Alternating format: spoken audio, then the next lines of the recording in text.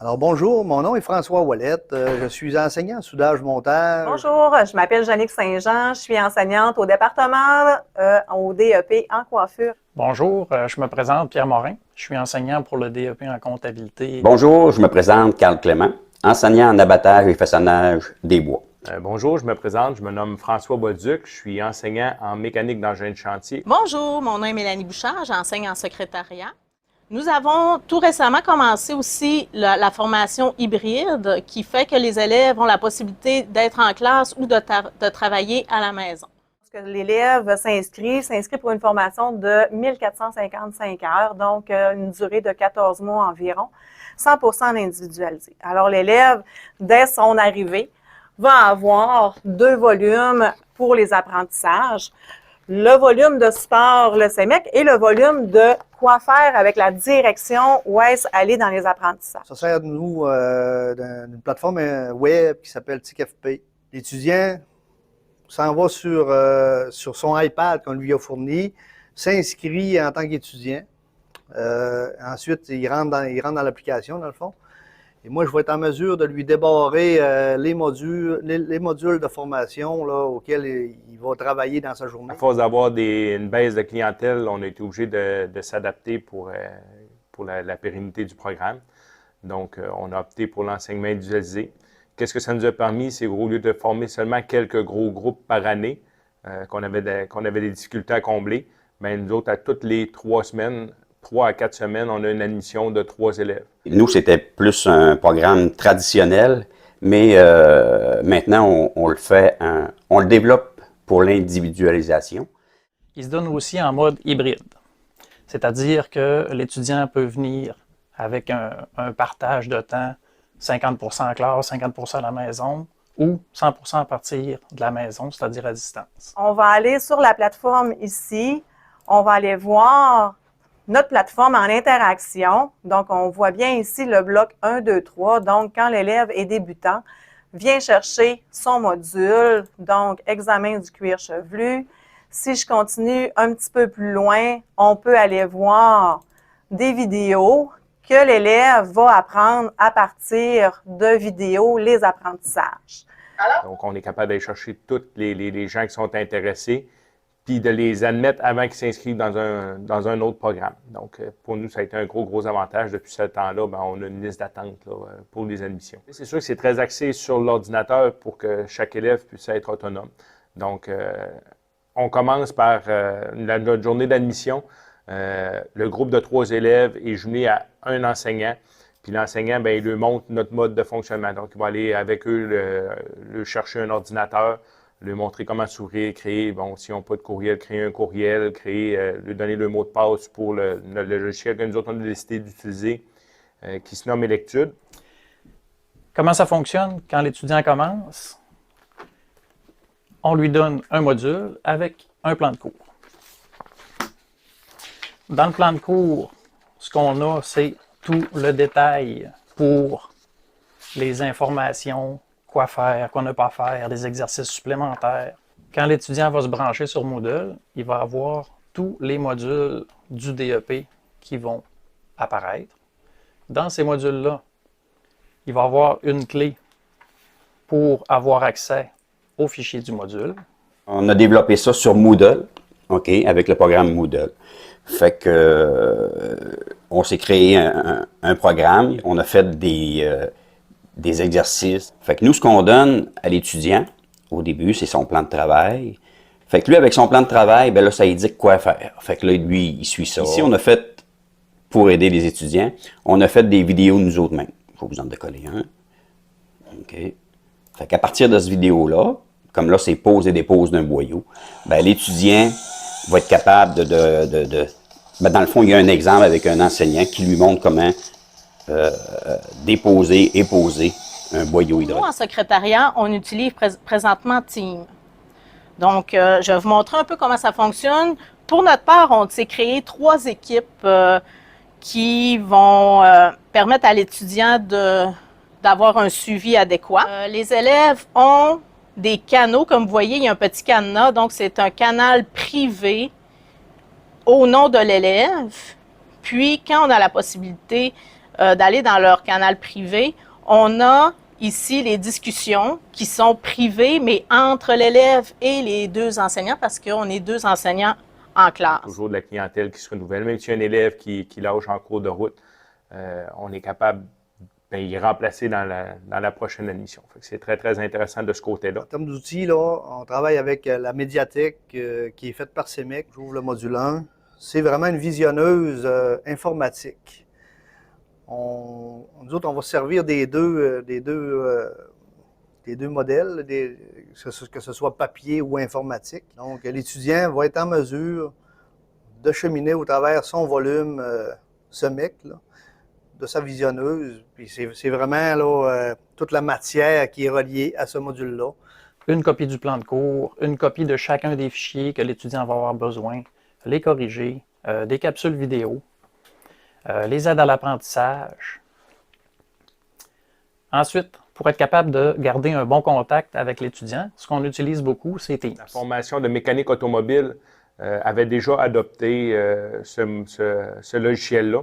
Puis il y a beaucoup déjà de matériel qui est disponible à même le logiciel. Fait que ça sauve une partie de tout le développement qu'il y a à faire. Parce qu'on ne se cachera pas que c'est beaucoup de matériel à développer. C'est des vidéos, c'est des exercices, c'est des questionnaires pour valider les apprentissages. Donc, nous autres, de la manière que c'est séparé, on a séparé les modules. Fait que l'élève, quand il commence, bien, on lui dépose un premier module. Fait que je vais chercher mon élève.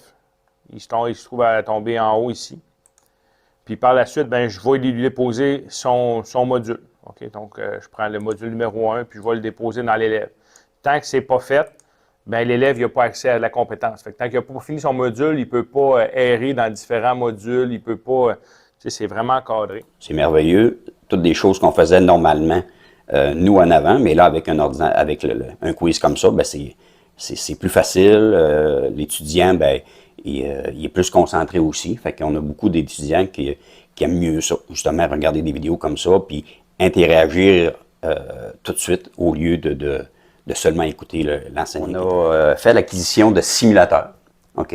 Et puis, les simulateurs qu'on a, ben, justement, on va aller les voir. Qu'est-ce que nous avons? C'est la remise des travaux. Donc, on a des dossiers de travaux Mélanie, travaux Nathalie, qui sont les deux enseignantes, les élèves vont pouvoir déposer les travaux qu'elles ont faits pour qu'on puisse apporter la correction directement dans les fichiers. L'étudiant fait son cheminement, lit qu'est-ce qu'il y a à faire. Puis si jamais il y a des questions, l'enseignant est toujours disponible là, à répondre aux questionnements que l'étudiant a. Qu'est-ce que ça a comme avantage, tout ça? C'est que ça responsabilise l'étudiant et il n'y a pas de temps mort. Il n'y a pas de... L'étudiant n'a pas de groupe à suivre. S'il arrête de lire, bien, sa formation arrête. Fait qu'il est plus tenté à avancer. Capable de savoir quand est-ce qu'il a commencé chacune des étapes, quel document il a ouvert, quel exercice qu'il a fait. Puis à droite, je suis capable de voir ses progrès. Donc, si l'élève a des difficultés, là, comme c'est là, si on regarde la grille de contrôle, bien, il a réussi à 83 %. C'est des outils pédagogiques qu'on a depuis 2 ans. Puis c'est vraiment merveilleux. Pourquoi? Parce qu'avec ces simulateurs-là, avant, quand on allait en forêt avec les étudiants, ben, quand ils commençaient à opérer les machines, ben, ils commençaient. Fait que là, ils ne savaient pas leur fonction, ils ne savaient pas plein de choses qu'ils ne savaient pas. Comment faire l'exercice? Fait que là, il y a une vidéo, vous voyez, qui est du transporteur, comment se placer, dans cet exercice-là, dans le fond, le but, c'est de faire le moins de mouvements possible avec le boom. Donc, il doit charger le bois. Moi, je suis en mesure, en tant qu'enseignant, de faire un suivi en temps réel où est-ce qui est rendu l'étudiant. Parce qu'il ne faut pas oublier que quand tu es en individualisé, si tu as 22 étudiants, tu as 22 groupes. Ça commence à faire beaucoup de suivi. Fait qu'avec cet outil-là, ça nous facilite la tâche. Ça, c'est des questionnaires vraiment qui sont du logiciel Electude. Donc, l'élève, il est appelé à faire, bien, il lit la partie théorique, puis après ça, mais il est capable de répondre à des petites questions. Fait que ça, c'est des leçons. Puis, fait que là, il lit l'information, puis il va faire ce qui est demandé. Puis, comme ça, il voit des apprentissages. Il y a beaucoup d'animation. Puis le reste, on est allé le combler. Tout ce qui était démonstration d'enseignement, bien, on a fait des vidéos. vous avez comme des piquets qui sont ici. Fait qu'il faut mettre les arbres dans le fond et où les piquets.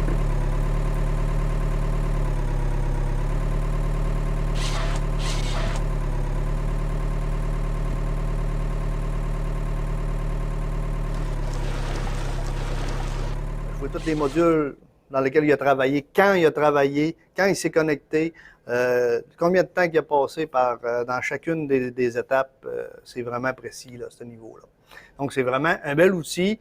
Quand tu maîtrises cet outil-là, ça t'aide de façon là, vraiment efficace. Le plan de travail, à quoi ça ressemble? Bien, ça ressemble un petit peu à ça. Donc, plan de travail de la compétence 4, la durée du module. Ça lui dit d'aller au magasin chercher son cahier. Après ça, bon, les énoncés de la compétence à la page 6, les pages 7 à 11. Donc, tout est dit étape par étape pour chacune des activités. Regarde une vidéo, regarde l'exercice vérification d'une culasse. Donc, quand il est rendu là, il clique sur vérification d'une culasse, il va y ouvrir un document. L'élève imprime le document, puis après ça, il le remplit, puis il vient nous le montrer. D'autre, la manière qu'on fonctionne, c'est qu'à certains endroits, l'élève il a besoin de faire valider par son enseignant. Donc, Quand les travaux sont terminés, on est capable de les partager aussi à partir du Teams. Pour le suivi des corrections, on peut s'envoyer des photos, on peut se faire un appel vidéo. Si du texte, c'est pas suffisant dans le clavardage, on va se faire un appel vidéo. Un tableau visuel de façon, c'est pas informatisé, mais c'est des tableaux qui parlent beaucoup au niveau du suivi pédagogique des étudiants. Où est-ce qu'ils sont rendus dans leur module? Est-ce qu'ils ont commencé le module? Est-ce qu'ils ont fini le module? Est-ce qu'ils ont fait l'examen? Est-ce qu'ils ont eu un échec? Est-ce qu'on a des codes de couleurs qui indiquent chacune des phases là, par module, par étudiant, où est-ce qu'ils sont rendus? Parce que, encore une fois, il ne faut pas oublier, chaque étudiant est un groupe en soi, qui n'est pas rendu à la même place que l'autre groupe. Ça fait que il faut avoir un suivi extrêmement serré, puis il faut être très rigoureux là-dessus. Alors, chacune des élèves, lorsqu'elles sont en formation individualisée, nous avons un barème d'heures de chacun des modules. Alors, ici, nous avons chacun des modules listés avec les heures requises du ministère pour la formation. Nous avons une autre particularité que nous sommes sur clientèle. Donc, chaque élève a un suivi de production à faire sur la clientèle. Alors, le tableau il est divisé en 3 sections, pareil comme le reste des informations que je vous ai montrées tout à l'heure, le bloc 1, bloc 2, bloc 3. Et chacune des élèves, lorsqu'elle avance dans le tableau, il y a des numéros qui s'ajoutent, comme ici le numéro 4, c'est que l'élève, elle est rendue à faire son examen, les clientes sont faites. Lorsque les clientes ne sont pas faites, il y a des petits numéros qui sont ajoutés.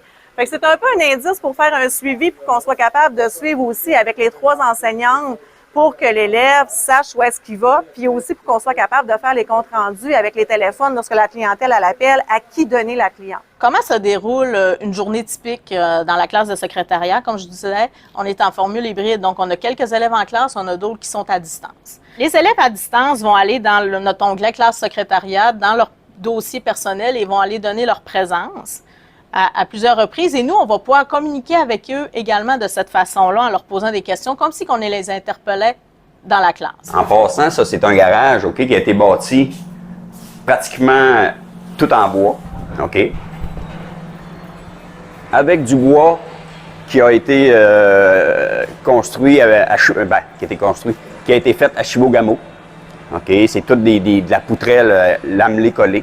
Fait que ça fait c'est le fun parce que ça montre c'est quoi qu'on peut faire avec notre bois. Si les élèves à distance ont des questions, nous, ce qu'on va faire, c'est qu'on va communiquer avec ces personnes-là par vidéo.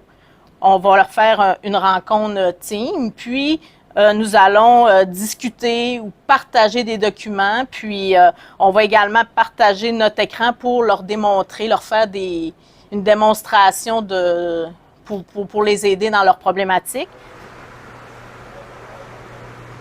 Ils vont tous fonctionner de manière autonome. Donc, dans l'exercice, si c'est marqué de sortir le moteur dans une machine, bien, il va sortir le moteur ou les pompes d'une machine.